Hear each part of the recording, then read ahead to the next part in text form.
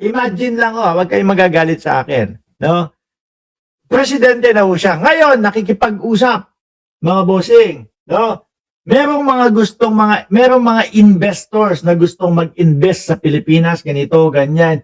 Paano kaya ibebenta ng vice presidente, no? O ilalako ang dito sa Pilipinas, ganito, no? Yung mga itatayo yung mga negosyo, yayabong dito, lalakas dito kasi ganito, ganyan. Paano kaya ilalako ng vice presidente sa mga investors ang Pilipinas, ho, mga kababayan? Ganyan? Yung, ganito. Parang kabado ho ako, mga bossing. Kabado na tipo bang kapag ka naging vice presidente si Sara Duterte, yung ekonomiya natin, mga kababayan, baka biglang mag-crash. Baka madaming mga investor ang umalis, sandali. Parang trip-trip lang ngayon yung presidente ng Pilipinas. No? Ilalabas ko muna yung investment ko dito sa Pilipinas. Babalik na lang ako kapag katapos na. Pero wag ho kayo mag-alala, mga bossing. Wag kayo mag-alala kasi bakit, mga kababayan? Mukhang malayo pa na, mukhang malabo naman po 'yun. At kailangan pa po nila na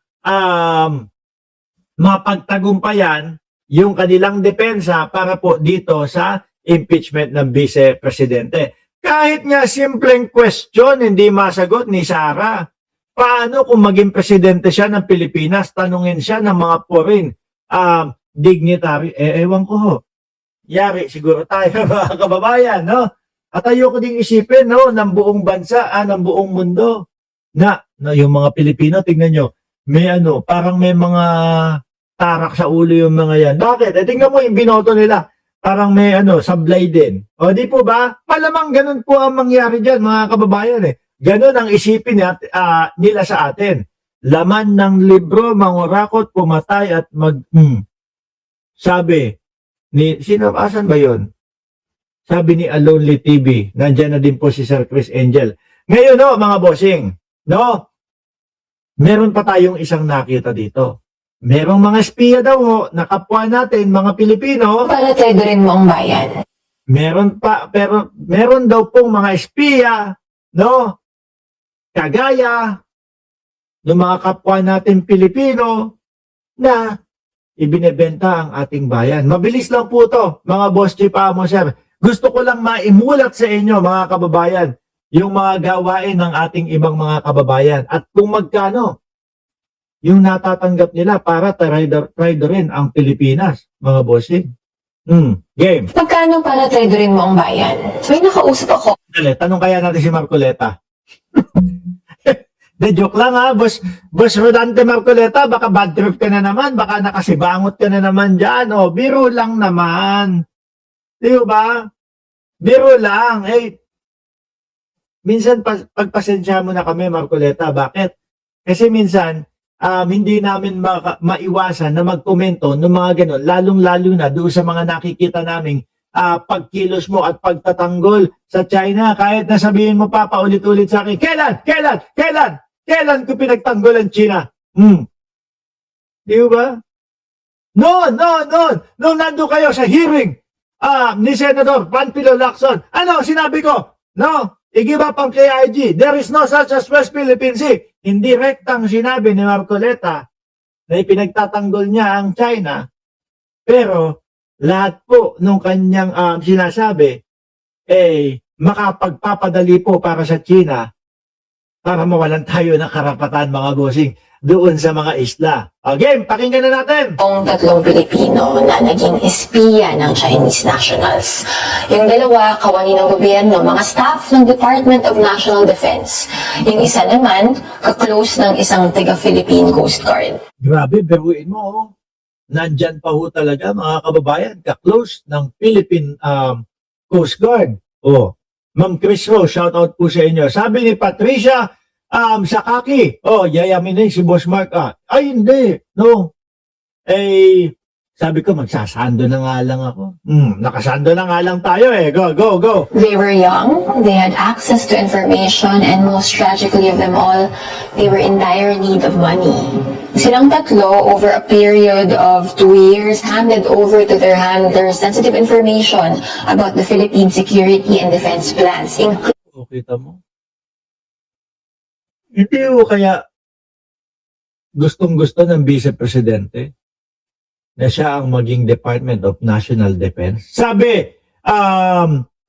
sino ba yun? Ni Ma'am Banji San, ulyanin na si Marcoleta sa mga sinasabi. Oo, biglang nakakalimot to yan. Biglang sinasabi, hindi niya na hindi niya sinasabi iyon eh. Ma'am Neng Gigi, shout out. including yung missions to the West Philippine Sea. And here's what I learned. Espionage, it isn't sexy. It happens right before our very eyes and in the most mundane of ways. Taking pictures of sensitive documents, reading off group chats na di ka naman kasali. Grabe, ano?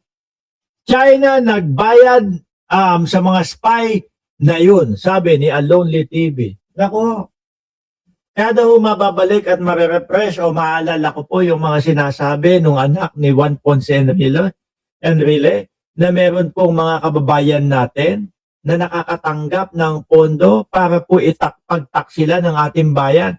Guluhin ang ating mga ang ating gobyerno at ang ating mga kababayan.